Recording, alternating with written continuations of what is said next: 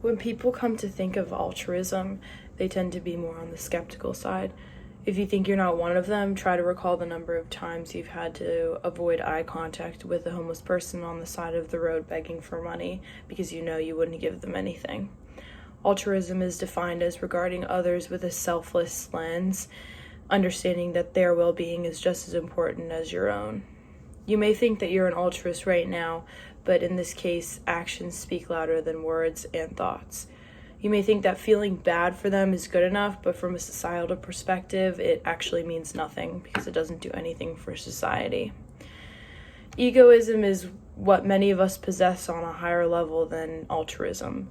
It's a theory that grasps self-interest as the main motivation of a set of morals, meaning we act in according to what's best for ourselves and what's most beneficial for us. If you're not convinced that you're an egoist yet, think about the amount of luxury goods you own and how often you've purchased them and how much you've valued them over necessary goods. A luxury good doesn't necessarily mean a Gucci belt or off-white shoes, but all of the unnecessary items in your life that don't serve a survival purpose or need.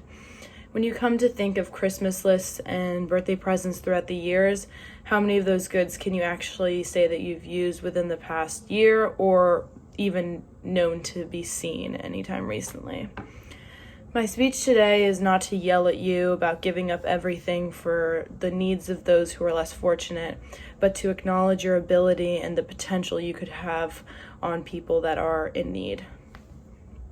A concept called the lesser of two evils comes into play here.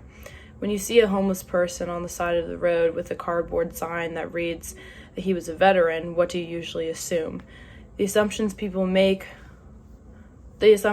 usually make are one of the two, if not both. The beggar is either a fraud or a drug addict, or giving them the money would either be ineffective or useless. To address these assumptions, we have to first admit that giving aid to those in need is certainly never useless. It would be far more useless to spend that $5 on a Starbucks drink. The theory that keeping your $5 for yourself would be more beneficial than giving it away to someone in need is the definition of selfishness. Secondly, we have to address that not every member of the homeless population is a member of the drug or alcohol addiction community. If we were to assume this was the case, then we'd also have to grasp the fact that most of these addicts have previous psychological issues such as PTSD, schizophrenia, bipolar disorder, etc.